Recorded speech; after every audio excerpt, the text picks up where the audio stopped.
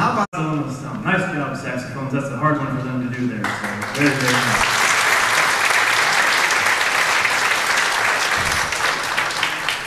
As the orchestra reminds me of this, when I was first starting my group about 10 years ago, we were doing the music of Gene Krupa. I was 21 years old when I first started the band, and for me, I wanted to play everything fast, and there wasn't a medium or a slow. It was fast the whole time. And so I kept having the guys dropping me emails and phone calls saying, "You think you can slow it down a bit? I'm not as young as you are. You're really booking some things, and you're like, you're gonna kill me by the end of the gig." And so they even said, as I've been getting older here, and now in my 30s, hooray! And I think becoming a dad, I see how fast my son is, and I'm like, boy, I wish you would just slow down a second. And I'm like, ding! Oh, now I know what I've been putting my band through for the last 10 years. So I've slowed some down. They're all happy about that now. So, but that's a great piece, Castellano's song. Now we're going to slow it down again for you and do a great piece by Duke Ellington's great orchestra from 1929. It's entitled Awful Sad.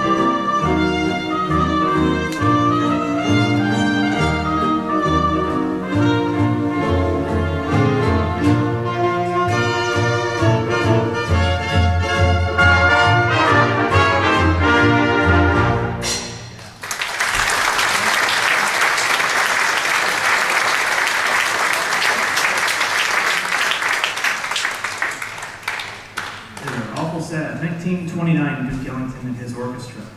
As you can probably tell, we have really changed our repertoire up, and we have a lot of new music that we've been learning over the last year since we've played the Bicks here.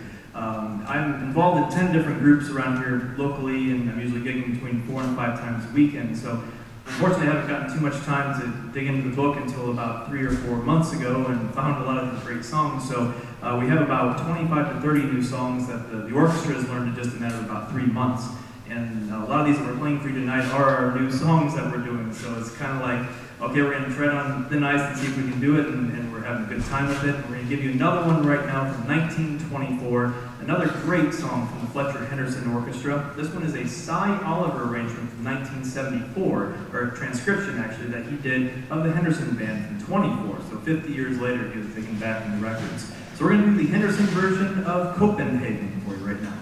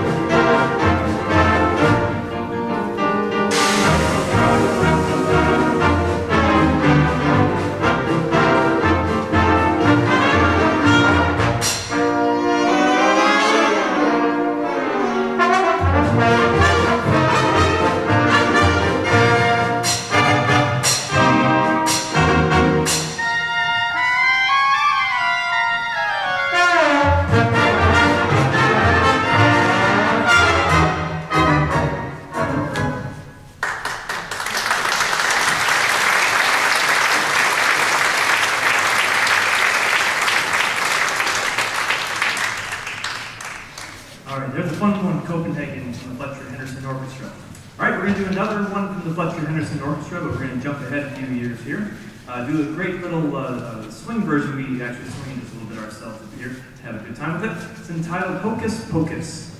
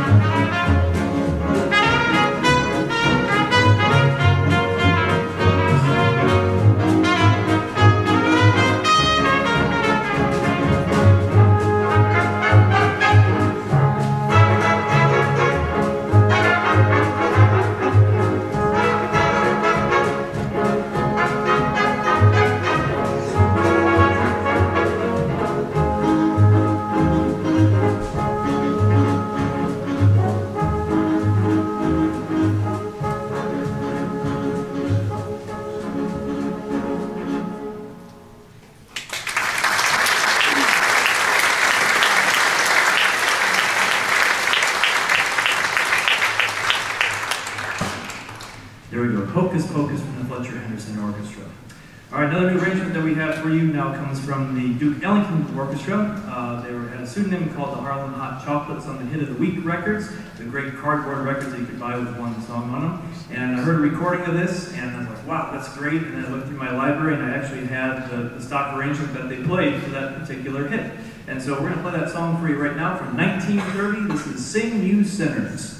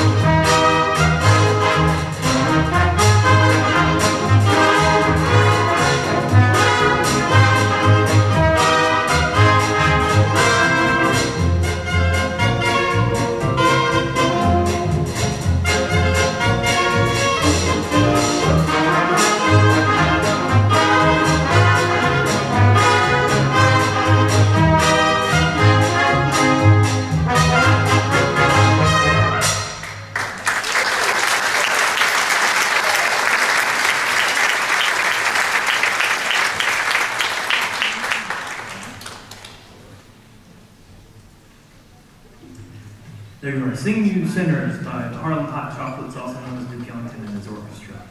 All right, now we're going to go and do another Fletcher Henderson piece for you here from the 20s. And is it sounding good out there so far tonight?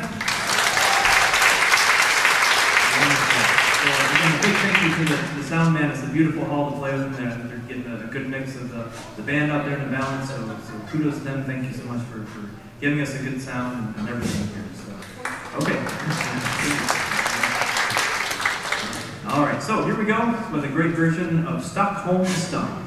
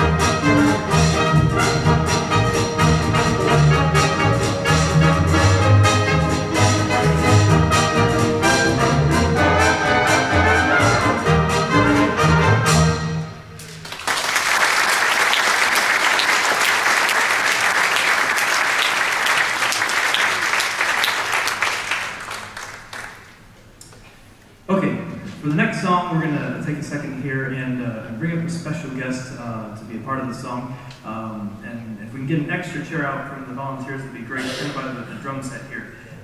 What's neat about this next song is, as I've been telling you all weekend, is I've done a lot of research on Chauncey Morehouse, and it's been very, very important to me to do that research on him, traveling to his hometown of Chambersburg and visiting his family members who were in the New Jersey area, New York area, as well as Florida.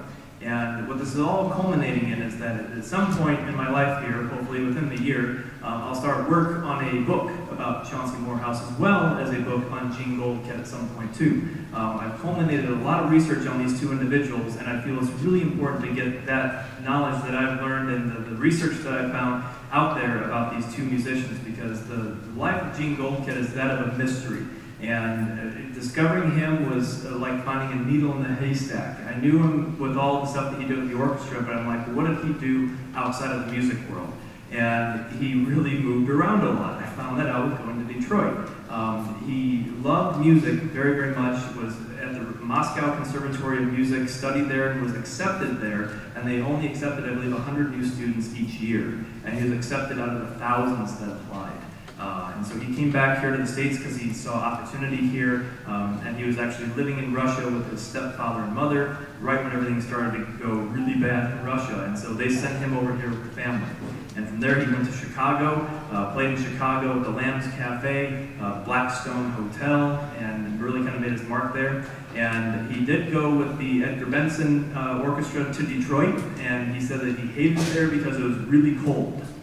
And so he came back to Chicago, and from there he went to Detroit. So I'm thinking, why are you saying it's really cold when it's cold in Chicago and then you're moving north to Detroit? We couldn't figure that out. But he saw opportunity in Detroit, and he saw the ballrooms that were there, the Oriole Terrace, the Greystone, all the wonderful places that bands could play. He saw opportunity and he took a hold of it. And that's when Chauncey Morehouse came along, and he even said that the Ted Weems band that he was with had just broken up, and he was newly married at the time, and he said that him and his wife Evelyn spent their last couple dollars they had for a train to Detroit, and he goes, I was going there to play with the Goldkett band. They wanted to hire me, but there were all these rules and regulations with being a union musician that you had to be established. You just couldn't come in and take a job from a local. And so he said, I went into the Greystone Ballroom, and I saw Charlie Horvath drumming, and he was drumming with one hand and signing checks on the timpani head at the same time because he was so busy. And so they invited Chauncey up to sit in, played a couple songs, and everything was good. And the union rep comes right up to the band leader, which was Russ Morgan at the time.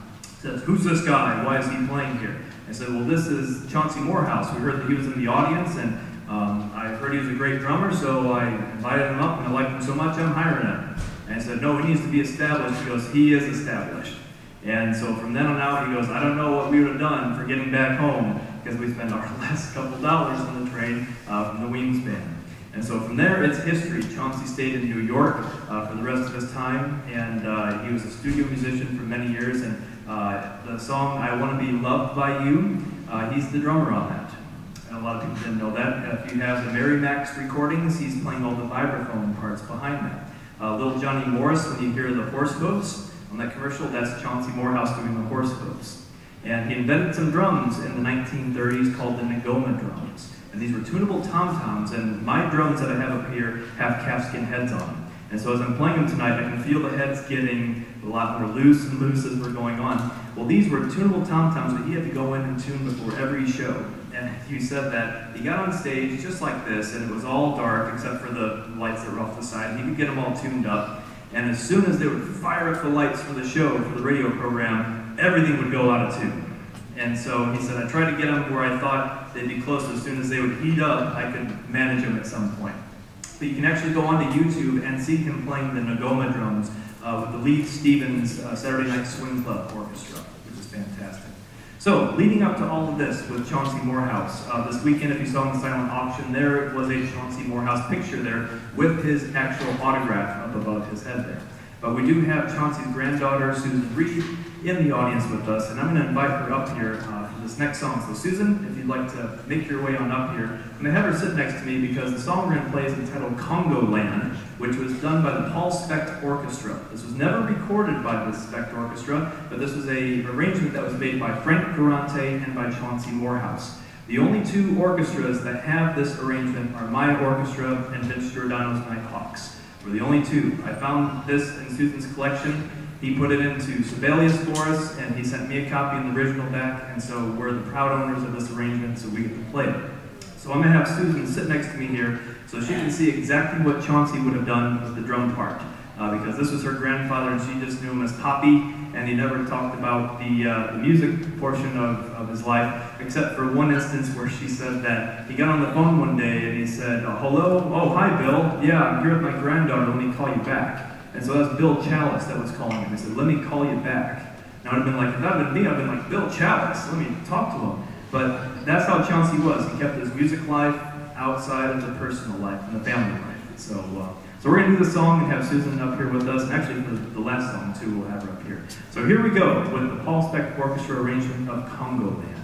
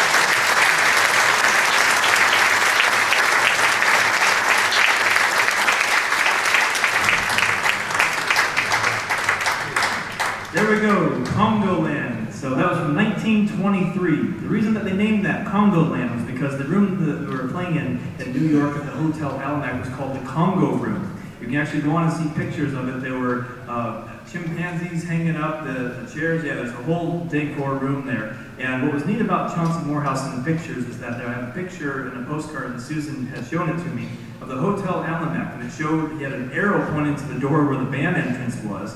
And then he had an arrow pointing to the Hotel Alamac Congo Room, which was up on the top floor, which was probably about 20 stories high. I've seen it in New York. And what he said that the sidemen would do to entertain themselves They would go walking along the ledge out at night on their break because they were sometimes getting bored playing the music. I don't see why, that was hot jazz music. But then on the break, if they'd have about 20 minutes or so, they'd go out there, get some fresh air, and then say, you know what, I'm going to walk along the ledge. And so a couple of them would just walk along there, which I've seen it how high that is. No way would I be doing something like that. But the nice thing was that band was a great band. Chauncey Morehouse said that Paul Speck lost all respect because he would start the band and say, great job, guys, I'll see you in 3 hours, and leave the band and put Chauncey Morehouse in charge of selecting the songs. And so he'd come back on the last song, about halfway through, start conducting again, cut him off, and that was it. So that's how Paul Speck led that band. Pretty interesting. I'd like to do that. You guys mind if I do this? I'll go get a bite to eat, and then I'll come back right at the last second there. That'd be a lot of fun. But again, all of these stories, again, are going to culminate in these 2 books about Chauncey Morehouse and about Gene Goldcat. A lot of photographs. I found Chauncey's old high school in Chambersburg. There were no trespassing signs, so I definitely trespassed and got some great photos and did not get caught. I was happy about that. And it's a great, great town there. It's 20 miles west of Gettysburg, and it's right where actually Lee had his troops that marched to Gettysburg. There's a star right in town there, so a lot of Civil War history. But we'll get off the history because I can keep going, as I said, for hours. Chapter 2 for this set. So, all right, our last song that we have for you this evening is going to be a Gene Goldcat song. Some people asked, why didn't we play this in the last set? And I said, well, I wanted to save it for tonight because we're doing Congo Land, and then this one, Chauncey Morehouse does some great drumming, as well as the absolutely fantastic Danny Polo solo. But what we're going to do is actually do the Don Murray solo instead, which is the actual Greystone arrangement solo. And I want to give credit to Julie Craighead. For the last probably 8 years, Julie, she has worked tirelessly on the solo and has done an amazing job. It is a very difficult solo, and last year, even when we did the Battle of the Bands with Vince's group, they commented about that. They were all looking down because they have the version with the violinist and not the clarinet solo. And I remember Dan Levinson came over to me and said, where did you find that? And I said, well, Tom Pletcher had an extra arrangement to this and sent me a copy, and so I got it to my clarinetist, and she's been beating me up ever since. Like, why did you give that to me? I'm shredding my mouth trying to practice this thing. And he said, it's one of the neatest solos that I've ever heard. Because on the original session, Don Murray couldn't make it, so they brought in Danny Polo, who's actually from Clinton, Iowa. And he did the breaks, and Joe Minuti was doing the second break that you'll hear Julie doing. It's a high, screaming clarinet part, so she'll wail away on that here for you. She hates it when I do that. She's like, great, build me up, and yeah. So again, thank you everybody for coming out again this year. We really appreciate it, and we love seeing your faces every year here supporting this wonderful music. So again, here's My Pretty Girl to end the evening, and have a great night.